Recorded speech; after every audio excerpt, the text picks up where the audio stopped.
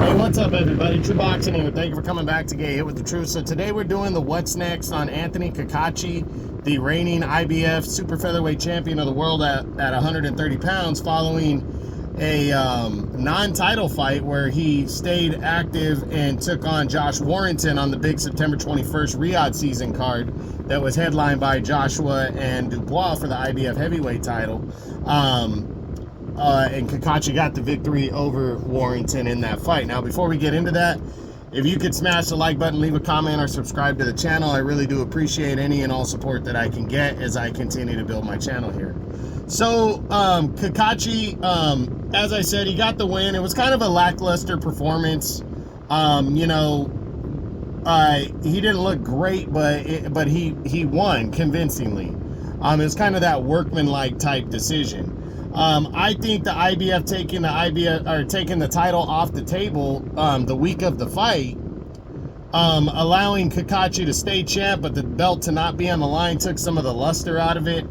Again, it wasn't a overly great, great performance, but he got a convincing victory, the second of the year. And this guy was supposed to be just cannon fodder for Joe Cordina earlier in the year. And he goes out and he gets a win over a former two-time champion and established British fighter on a big British card in Josh Warrington. So now the big question is, what's next for Cacace following all that? We'll run through the top 10, but really we're going to start with, it really comes down to whether he wants to be champion still or not. Because he has a mandatory. The IBF declared this a non-title fight because Cacace is supposed to be fighting Eduardo Nunez. He's the mandatory #1 challenger.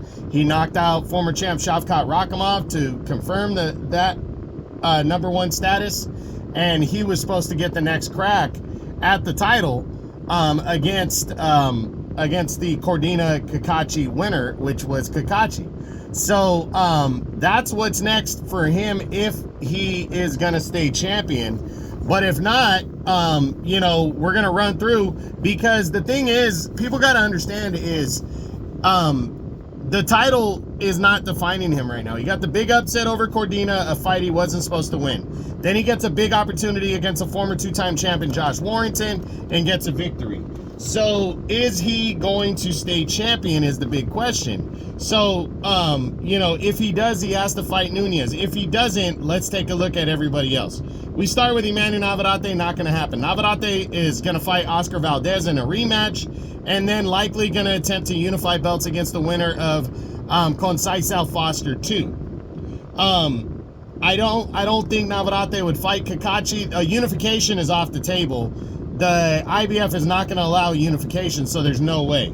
Then there's Robson Cacace, the WBC champ. Cacace got an upset victory over Oshaki Foster.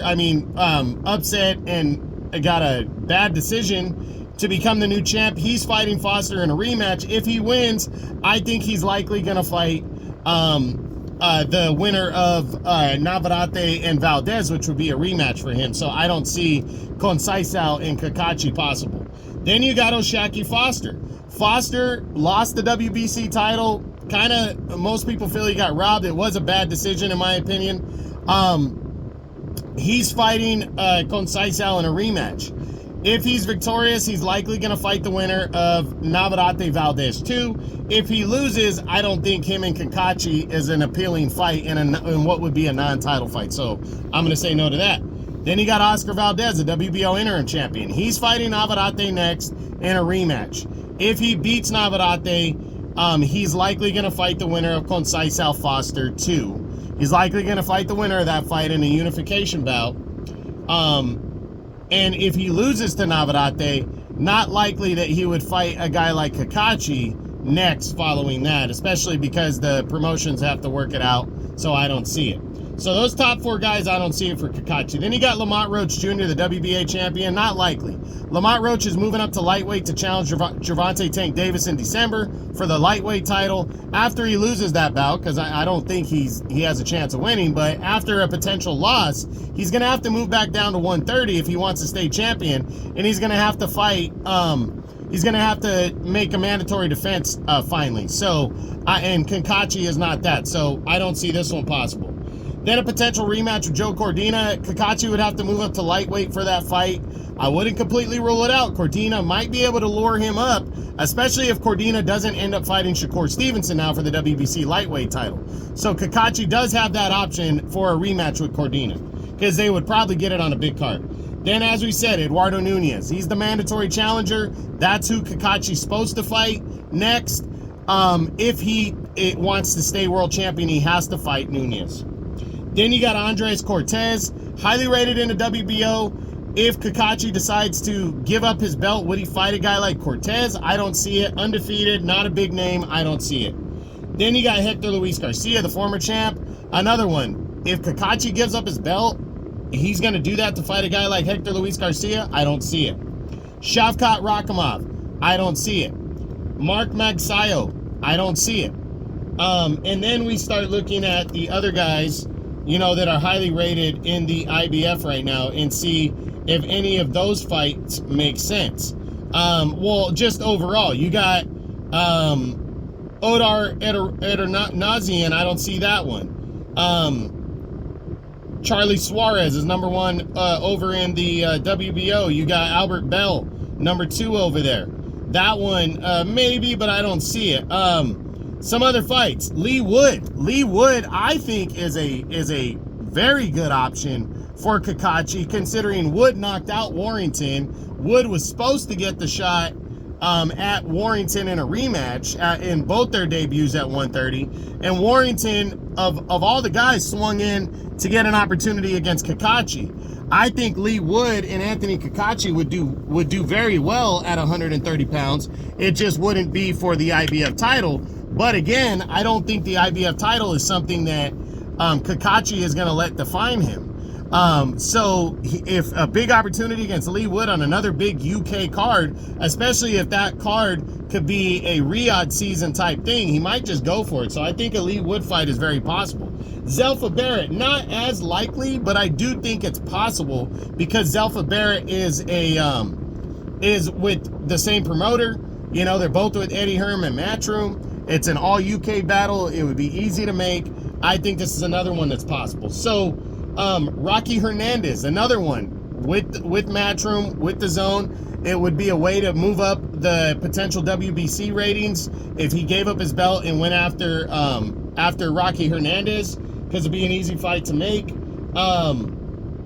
And outside of that, I mean, just that to me. So that's it.